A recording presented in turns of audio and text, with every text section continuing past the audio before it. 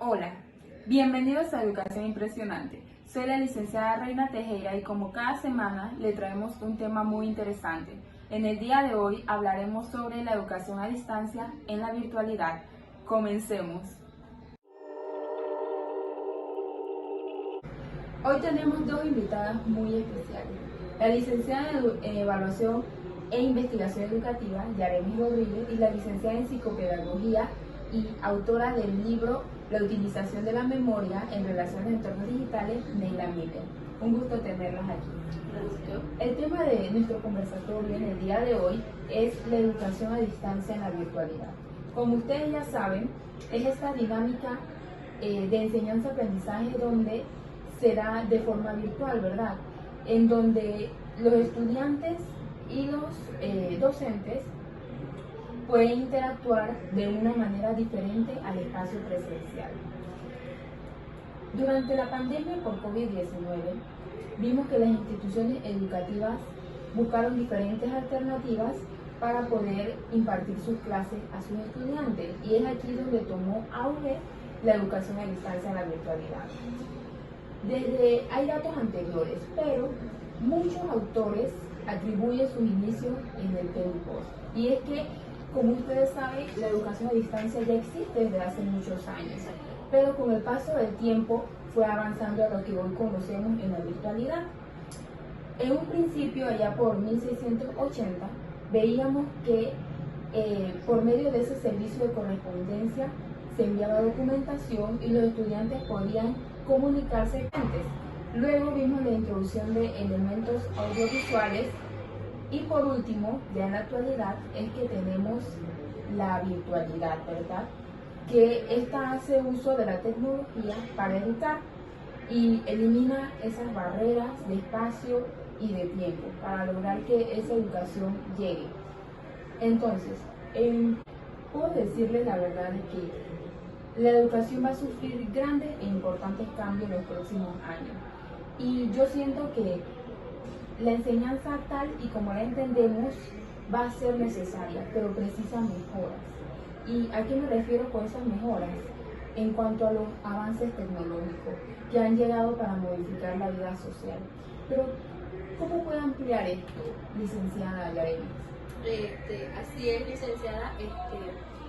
Primero que todo, la educación a distancia ha cambiado en el esquema normal de enseñanza-aprendizaje y el proceso de educación de los profesores hacia los estudiantes ha sido más flexible, dado a, como usted dijo, de que se acorta el tiempo y muchas otras cosas. Sí, y también ellos se acomplejan al horario. Exacto, correcto.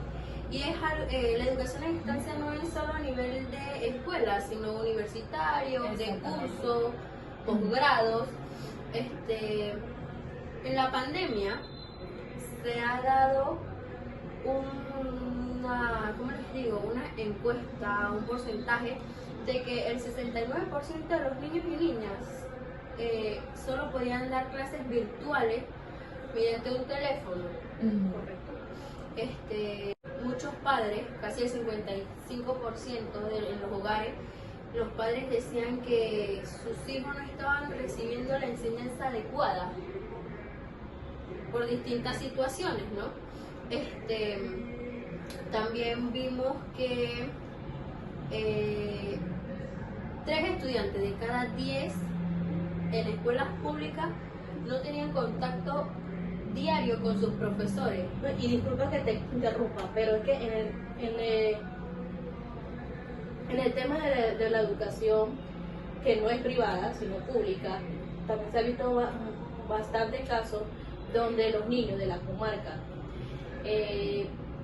ya sea o interior, han tenido dificultades con el internet, o que los padres solo, por bajos recursos, solo tienen un teléfono y tienen 3 hijos, y tienen que ver cómo coordinan o cómo arreglan el horario de el primer hijo va a clase a tal hora, el segundo a las 8 o 9 de la mañana y el otro a las 12 o 3 de la tarde, un ejemplo. Y hay otros niños que se trepan a un palo de mango o X mango, palo, disculpa, árbol, para entonces tener una señal y poder conectarse y dar su clase. Entonces hay momentos que no tienen la oportunidad, no tienen tiempo, no tienen quien la acompañe a X montaña a poder conectarse y pierde la clase. Es que déjame decirte que en los estudios que realizamos en las comarcas se ha visto mucha falta de internet y muchos padres se quejaban de que sus hijos no tenían esta conectividad para Los dar padres las que no clases. tenían teléfono. Exacto. ¿Qué hacían los niños? Vimos esa decepción. Exacto. Vimos esa decepción escolar, es verdad, y esa brecha digital Que en se el que hizo, la exacto. educación a distancia, la virtualidad quizás en ese momento no era para todos porque el sistema educativo no estaba preparado. Vemos eso. ¿No? También por eso al docente se le capacita. Ujú. Se le capacita al docente antes de ir a dar sus clases virtuales. Le dan materiales, le dan capacitaciones, la estrategia de cómo también dar clases mediante una tablet o un celular o presencial. Exacto, y que no es igual estar en un aula de clase con tus estudiantes que estar virtualmente. Claro, Porque no hay esa conectividad de estudiante-profesor. Si estás haciendo esto, estoy pendiente. Que si los padres no están supervisando a sus hijos, porque es una realidad también que no todos los padres supervisan a sus hijos en una clase virtual. claro, porque hay padres que trabajan. Exacto. Exacto, y es que la educación a distancia, la virtualidad, pero cuando nos vamos al tema de niños de preescolar, si en grados superiores se dificultó un poco, entonces vimos también esas barreras en lo que fue los niños de preescolar. Y eso es importante, como usted me decía, licenciada Nela, en la capacitación del docente. ¿Cómo es ese rol entonces del docente que ya no va a lo presencial, sino que ahora es a lo virtual? Bueno, en el tema de los niños preescolares, a esa edad, los niños se les pueden llamar la atención mediante videos, músicas, algo llamativo, que le robe la atención. Y entonces, claro, hay niños que sí, pues, no a todos, no al 100% le voy a llamar la atención, pero sí al 50%. Pero esos 100% de esos estudiantes que yo tenga en la plataforma, ya sea Zoom o Teams,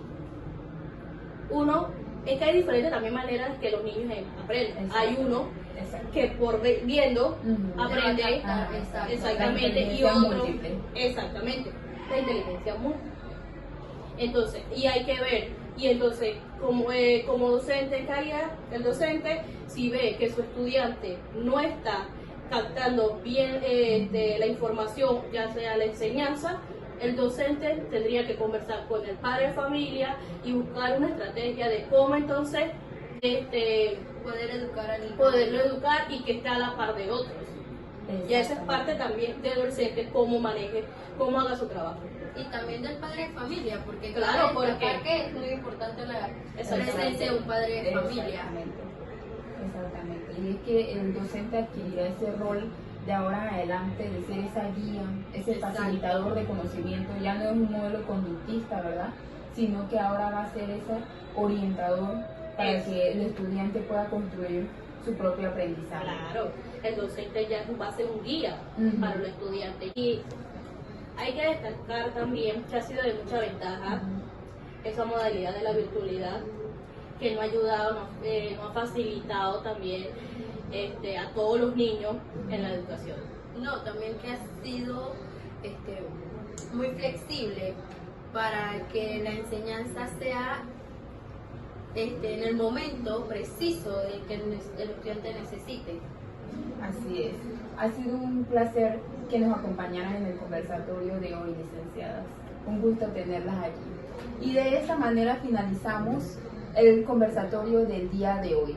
Pero no sin antes dejarlos con un pensamiento de Plutarco. El cerebro no es un vaso por llenar, sino una lámpara por encender. Nos vemos la próxima semana y no olviden suscribirse a nuestro canal Educación Impresionante y darle like a este video.